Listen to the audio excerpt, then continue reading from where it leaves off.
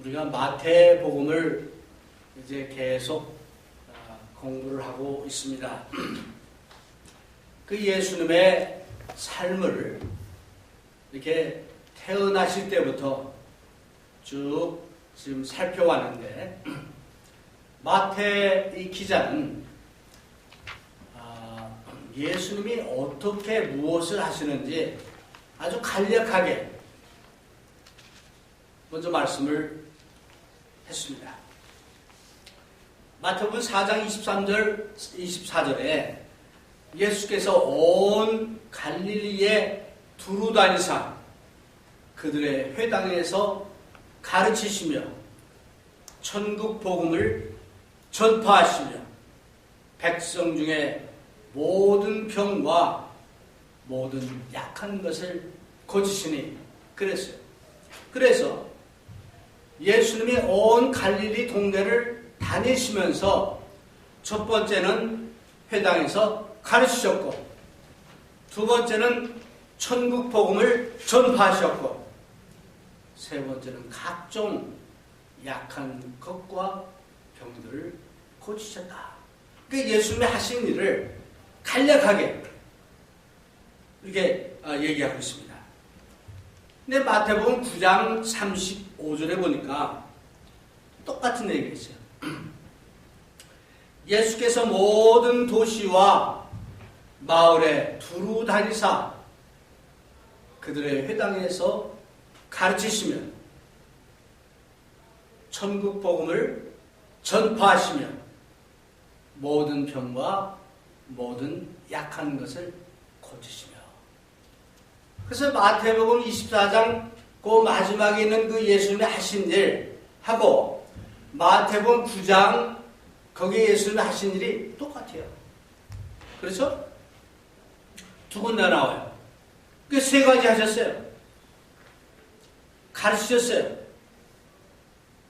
천국 복음을 전파하셨어요. 각종 병들을 고치셨다. 그래서 마태복음 4장에서 그 9장 사이에 보면은 마태복음 조금 전에 읽었던 5장부터 7장은 예수님이 가르치신 내용이 쭉 나옵니다. 자세하게. 7장에서 이제 그 나머지는 예수님이 여러 가지 형태의 병들을, 그러니까 마귀를 쫓아내시고 병들을 고치신 그런 내용들이 쭉 나왔어요. 그래서 마태복음 5장에서부터 9장에는 전반부에는 예수님의 설교 가르치신 것이 있고, 후반부에는 예수님이 여러 가지 그 기적을 행하시고 병을 고치신 그런 내용이 나옵니다. 그럼 먼저 그 전반부 가르치신 것 중에서 마태복음 5장에서 7장까지 내용 중에서 오늘 읽은 본문 말씀 5장 1절서부터 12절은 예수님의 가르치심 중에서도 어찌 보면 가장 중요한 그 내용들을 간추린 그런 내용으로 저는 봅니다. 그래서 그런 것이 전제되고 그 다음에 예수님이 그 구체적으로 이런 것을 어떻게 실천하고 어떻게 살아야 되고 또 예수님 직접 병을 고치신 그런 내용들이 그 뒤에 자세히 나옵니다. 오늘은 그 전반부 소위 마태복음 5장 3절부터 12절까지인데 시간 관계상 이 5장서 마태복음 5장 3절서 12절까지는 예수님께서 8가지 복을 말씀하십니다. 근데 8가지를 다 오늘은 커버가 안 되니까 그 중에서 3가지만 하려고 합니다. 그럼 마태복음 5장 1절을 보겠어요. 예수께서 무리를 보시고 산에 올라가 앉으시니 제자들이 나오니라. 여기 두 부류의 사람들이 등장합니다. 첫째는 무리. 무리라는 것은 군중, 그냥 모든 그 사람들을 얘기하는 거예요. 그런데 제자들이 나왔다. 군중들이 있고 제자들이 있어요. 그렇죠? 군중들은 예수님의 제자가 아니고 예수님을 믿지 않는 그런 사람들 또 다 포함해서 얘기합니다. 그 중에는 제자들도 있었어요. 근데 예수님의 가르침의 그 내용을 보니까 군중들을 대상으로 한 게 아니고 제자들을 향해서 가르친 거예요. 그래서 그 제자들을 향해서 예수님이 가르치시는 내용이 그때까지 사람들이 듣고 배운 거하고는 너무나 달라요. 네, 너무나 달라. 그래서 기독교가 뭐냐 하고 물으면 한마디로 얘기하면 다르다. 다른 것이다. 이제 우리 앞으로 공부해보면 알겠지만 그렇습니다. 그래서 이제 다른 그런 내용의 말씀을 지금 이 제자들에게 산에서 얘기하고 있어요. 하나님께서 아브라함을 부르셔가지고 아브라함이 살고 있던 자기 고향과 친척을 떠나라 그랬어요. 우리 고향과 친척은 마음이 통하고 내가 잘 알고 나와 비슷하고 그런 사람들이 사는데요. 그렇죠? 근데 아브라함을 향해서 떠나라는 거예요. 다른 곳으로 가라는 거예요. 다르게 살라는 거예요. 그래가지고 아브라함이 고향과 친척을 떠났습니다. 그래서 하나님이 지정하시는 그 가나안 땅에 온 거예요. 그래서 처음부터 하나님은 자기의 그 사랑하는 자 아브라함을 다른 사람으로, 보통 다른 사람과는 다르게 따로 불러낸 거예요. 그래서 아브라함의 후손들 중에서도 우리가 잘 아는 대로 야곱을 선택해서 이스라엘이라는 이름을 주면서 다른 사람으로 세워놨어요. 그래서 그 야곱의 후손들은 다른 일반 사람과는 다른 족속이 된 거예요. 그래서 그 사람들은 우리는 하나님의 선민이다. 선택된 사람이다. 이렇게 믿었어요. 근데 어떻게 됐습니까? 에집트에 가가지고 처음에는 아주 잘 살았죠. 근데 요셉도 죽고 요셉을 알던 왕도 죽고 그러다 보니까 점점 그 나라에 이제 참 이등분이 돼가지고 나중에는 노예와 종처럼 돼버렸습니다. 그래서 이스라엘 사람들을 핍박하고 에집트 사람으로 인정하지 않았죠. 그 이스라엘 사람들을 말살하기 위해서 여러 가지 정책을 세웁니다. 하나님께서 자기가 선택한 민족을 에집트에서 불러냅니다. 구원하신 거예요. 불러내셔가지고 이제 시내산에서 너희들은 다른 민족이다. 내가 거룩한 것처럼 너는 거룩하다. 라고 하면서 불러내가지고 너희들은 다른 사람들처럼 행하지 말고 다른 신들을 섬기지 말고 오직 나 여호와 하나님의 율법과 하나님의 가르침만 지키라. 다르게 구분했어요. 불러낸 거예요. 그런데도 불구하고 그 후에 이스라엘 사람들이 가나안 땅에 가가지고 다르게 하라는데도 불구하고 다른 사람들처럼 똑같이 행동하고 우상을 섬기고 산당을 세우고 이제 하나님의 명령대로 순종하지 않았습니다. 어떻게 됐습니까? 그 사람들을 하나님이 버리셔가지고 포로로 잡혀갑니다. 포로로 잡혀갔다가 다시 이제 하나님께 간구하고 이제 하니까 하나님이 돌려보내줬죠. 돌아와서도 다시 또 하나님을 버리고 하나님 뜻대로 행하지 않았습니다. 이런 그 과정 속에서 예수님이 이 땅에 오시기 전에 한 400년 동안 이스라엘이 남의 나라의 통치를 받으면서 그렇게 지내왔어요. 이때 예수님이 나타나셔가지고 지금 그 이스라엘 사람들을 향해서 제자들에게 조금 전에 읽은 이 말씀을 지금 가르치고 계십니다. 그래서 여기서 8가지의 복이라고 하는데 그 이 복이라는 건 이 원래 성경에 보면은 행복, 축복 이런 의미입니다. 그래서 예수님께서 이제 그네들에게 복을 말씀하시는데 우리가 보통 사람이 생각하는 그런 복하고는 조금 달라요. 그래서 기독교는 다른 겁니다. 우리가 생각하는, 여러분이 생각하는 복은 뭡니까? 우리 동양적으로 오복 그러잖아요. 건강, 수명, 뭐 자식들의 복, 뭐 등등 그 재물, 뭐 이런 복을 생각합니다. 근데 예수님이 말씀하는 이 복은 좀 달라요. 네, 다릅니다.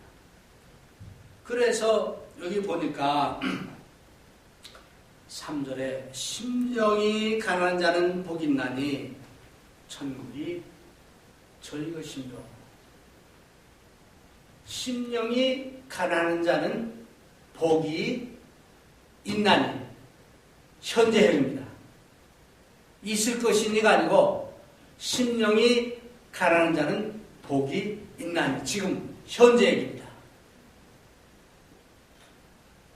그래서 5장 3절하고 5장 그 10절 11절에 보면 의를 위하여 핍박을 받은 자는 복이 있나니, 의를 위하여 핍박을 받은 자는 복이 있나니 현재형 복이 있나니 천국이 저희 것입니다. 그 첫 번째 복하고 마지막 복은 현재형이에요. 복이 있나요? 그래서 어떤 복? 천국을 소유하는 복이라는 거예요. 이게 믿는 사람들에게 주시는 하나님의 축복입니다. 오늘 우리가 이 땅에 살면서 우리는 천국 삶을 미래에만 가질 것이 아니고, 가는 것이 아니고 현재로 이미 우리는 천국을 소유합니다. 그래서 처음과 마지막 8번째는 어떤 복? 천국을 소유하는 그런 복을 갖고 있다는 거예요. 근데 많은 소위 믿는 사람들이 이거 잊어버리고 이거 알지 못하고, 아, 천국은 이 다음에 죽어서 가는 곳, 죽어서만 우리가 받을 수 있는 것, 그렇게 생각합니다. 근데 예수님은 지금 현재형으로 천국을 소유하는데 어떤 사람? 심령이 가난한 사람, 의를 위하여 핍박을 가는 사람. 이 두 종류의 그는 현재형으로 말씀하겠습니다. 그러면서 심령이 가난한 자는 어떤 사람이냐? 심령이 가난한 자. 마음이 가난한 자는 도대체 어떤 사람을 얘기합니까? 마음이 가난하다는 것은 하나님 앞에서 내가 정말로 부족하고 연약하고 내 힘만 가지고는 아무것도 나는 할 수가 없습니다. 고로 하나님의 도우심이 필요합니다. 라는 마음을 가진 사람을 얘기합니다. 그래서 자신의 부족함을 인정하고, 하나님, 난 부족합니다. 제 힘으로는 아무것도 할 수가 없습니다. 라는 것을 인정하고 받아들이는 사람, 그게 심령이 근데 그런 마음이 없는 사람은 하나님을 받아들일 수가 없어요. 왜? 내가 가진 거 다 갖고 있고 나 혼자 힘으로 다 할 수 있는데 이렇게 생각합니다. 그래서 심령이 가난한 사람은 그리고 다른 사람을 이렇게 흉내내고 보는 게 아니에요. 나와 하나님 사이에서 하나님, 정말 나는 하나님의 도우심이 필요합니다. 하나님의 사랑이 필요합니다. 그런 그 겸손한 마음을 갖는 그 사람이 심령이 가난한 사람. 그래서 영적으로 볼 때 나는 영적으로 정말 파산 상태에 있어서 내 힘으로 어떻게 할 수가 없습니다. 여러분들 아무것도 이제 그 사업하는 사람이나 이런 사람들이 하다 안 되면 부도를 내요. 파산 선고하죠. 그런 것처럼 영적으로 내 힘으로는 도저히 할 수 없으니까 하나님 도와주십시오. 간절하게 바라는 그런 상태가 심령이 가난한 사람이다. 그런데요, 하나님을 좀 만날 때도 그런 마음이 필요하지만 하나님을 만나고 구원을 받은 후에도 우리는 항상 그런 자세가 필요합니다. 내 믿음이 이 정도니까 나는 뭐 이거 하고 저거 하고 나는 영적으로 이런 위치에 있으니까 나는 됐어. 그런 마음을 갖는다면은 이미 그 사람은 심령이 가난한 사람이 아니에요. 교만한 사람이에요. 우리는 하루하루 살아가면서 날마다 하나님의 도우심과 하나님의 사랑과 하나님의 인도하심이 필요한 사람들입니다. 아멘. 그렇기 때문에 날마다 우리는 하나님 앞에 간구하고 하나님 앞에 나의 연약함을 이제 얘기하고 이제 하나님께 도움을 요청해야 됩니다. 그게 영적으로 가난한 그런 사람을 이제 얘기합니다. 그래서 심령이 가난하다는 그런 사람은, 가난한 사람은 항상 이런 겸손한 마음으로 자기의 부족함을 인정하고 받아들이고 또 도움을 요청하는 그런 그 삶을 살 수 있는 것이죠. 저 왜 마음이 가난한 사람이 축복을 받습니까? 여러분, 마음이 가난한 사람은 내가 부족하고 내가 연약하다는 것을 알고 인정해버리니까 마음이 가벼워요. 왜 마음이 무겁습니까? 내가 무언가 된 것 같고 가진 것 같고 그렇게 생각이 되니까 이거를 지키기 위해서 감추고 숨기고 내세우고 이렇게 하게 되는 거예요. 그런데 심령이 가난한 사람은 조금 더 부끄러울 게 없어요. 내가 잘못했으면 잘못을 쉽게 인정할 수 있어요. 하나님 앞에 범죄했으면 하나님께 쉽게 회개할 수 있어요.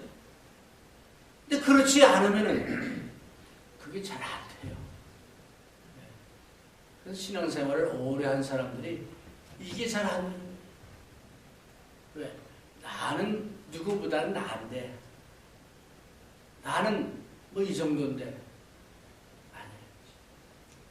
하나님을 알고 또 하나님을 믿고 예수님을 받아들일 때 이런 심령이 가난한 마음이 필요하고 아울러서 구원을 받고 나서도 심령이 가난한 이런 마음을 소유할 때 하나님 그 심령들을 축복하심을 믿으시길 바랍니다. 두 번째, 애통하는 자는 복이 있나니 저희가 위로를 받을 것이며. 여기서 애통한다. 정말 원통해하면서 운다 그런 얘기잖아요. 그대로 해석하면. 우리 보면은 우는 사람들 많이 있죠. 왜 웁니까? 어떤 사람들은 억울해서 우는 사람이 있어요. 억울해서. 애통해하는 거예요. 나는 그게 아닌데 뭐 해가면서 억울해서 울음이 있어요. 그 애통을 얘기합니까? 그거 아니에요. 그런 사람 다 복이 있습니까? 어떤 사람은 우는데 아파서 울기도 하죠. 아파서. 자연적인 현상이죠. 그런 울음도 있습니다. 그럼 여기서 애통하는 자는 그런 애통을 얘기합니까? 아니에요. 어떤 애통이냐? 내 영적 상태를 보면서 내 자신을 바라보면서 야, 이거 아닌데 내가 지금 죄를 바라보면서 어떻게 내가 이런 일을 할 수 있어? 나의 죄에 대한 그 애통하는 마음, 그래서 그 죄 때문에 하나님 앞에서 애통해 하고 울고 하나님께 회개하는 그런 마음을 얘기합니다. 구약 성경에 우리가 잘 아는 다윗이 있어요. 다윗이 범죄합니다. 범죄할 때는 몰랐어요. 몰랐겠습니까? 알았죠. 그래도 그냥 넘어가는 줄 알았어. 그랬더니 하나님이 선지자를 보냈습니다. 그 죄를 지적했어요. 그때 다윗이 깨닫고 하나님 앞에 회개합니다. 시편 51편에 보니까 다윗이 진심으로 애통해하면서 내가 어떻게 이런 죄를 졌을까? 하나님 정말 잘못했습니다. 애통해하면서 하나님께 그 기도하는 기도 내용이 시편 51편에 나옵니다. 고린도후서 7장에 보면 하나님께 근심하는 그런 회개를 얘기합니다. 그래서 그 회개하되 정말 그 세상적으로 좀 잘못했구나, I made a mistake, 그런 회개가 아니고 정말 하나님 앞에 내가 죄를 졌어, 하나님 용서해 주십시오. 그 마음의 아픔을 이제 회개하는 그런 회개를 얘기합니다. 그래서 이런 회개를 하나님의 뜻대로 하는 근심이라고 사도 바울은 표현합니다. 예. 이런 애통하는 마음을 가진 자는 복이 있나니 저희가 위로를 받을 것입니다. 네. 복이 있대요. 아까 말씀드렸는데 그 첫 번째 복과 마지막 복은 현재형인데 여기 보니까 미래형으로 얘기했어요. 복을 받을 것이다. 그래서 6가지는 쭉 보면은 받을 것이다 라고 얘기합니다. 네. 그러면 지금은 못 받고 나중에 받는 것이냐? 그건 또 아니에요. 자세히 보면. 어쨌든 그래서 애통하는 자는 복이 있나니 저희가 위로를 받을 것이며, 진실된 위로를 하나님께 받기를 원하는, 우리가 우리 죄에 대해서 하나님처럼 생각하고 하나님처럼 마음 아파하고 하나님처럼 미워하는, 죄를 미워하는 그런 마음을 가질 때 이런 애통하는 마음이 우리에게 있을 수가 있습니다. 그래서 이런 사람은 복이다, 위로를 받을 것이다. 여러분, 우리가 힘들고 어려울 때, 애통하는 상황이 있을 때 우리는 고민하고 하나님께 이제 매달려야 됩니다. 그렇게 될 때 하나님께서 우리의 애통함을 이제 위로하시고 또 함께 하신다. 예수님의 말씀입니다. 네. 세 번째, 온유한 자는 복이 있나니 저희가 땅을 기업으로 받을 것이요. 이게 온유에 대해서는 여러 번 제가 말씀을 전했습니다. 뭐냐? 온유한 자는 우리가 그 흔히 생각할 때, 크리스찬은 그냥 온유하니까 모든 것이 그냥 좋고 그냥 뼈도 없이 정말 그런 사람들이다. 그거 아니에요. 온유는 내가 힘이 있고 능력이 있음에도 불구하고 그것을 참고 견디고 이기는 것을 얘기합니다. 이런 온유한 자는 복이 있나니 저희가 땅을 기업으로 갑니다. 여기 땅이라는 것은 하나님의 나라를 얘기합니다. 메시아 왕국을 얘기합니다.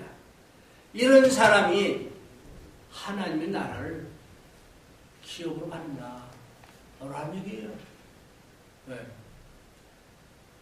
그래서 예수님께서는 말씀하기를 나는 마음이 온유하고 겸손하니 나의 멍에를 메고 내게 배우라. 마태복음 11장 29절입니다. 예수님도 온유한 분이었어요. 구약시대의 모세를 가리켜서 모세가 온유한 사람이다 라고 얘기합니다.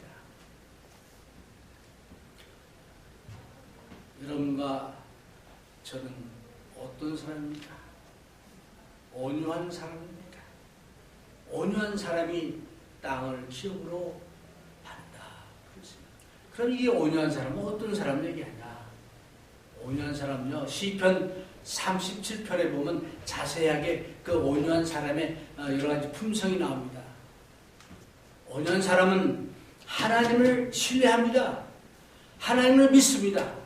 그렇기 때문에 내가 이렇게 하지 않고 하나님께 맡기고 간구합니다.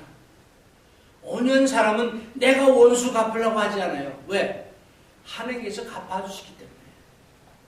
온유한 사람은 가능하면 분을 참고 노를 참고 듣기는 속히 하고 노하기를 더디하는 그런 사람을 온유한 사람이라고 얘기할 수 있습니다. 그래서 온유한 사람은요, 시편 37편에 보면 조용히 기다릴 줄 아는 그런 사람을 얘기합니다. 삼복 더위를 맞이해가지고 불쾌지수가 참 높은 이런 계절이 왔습니다.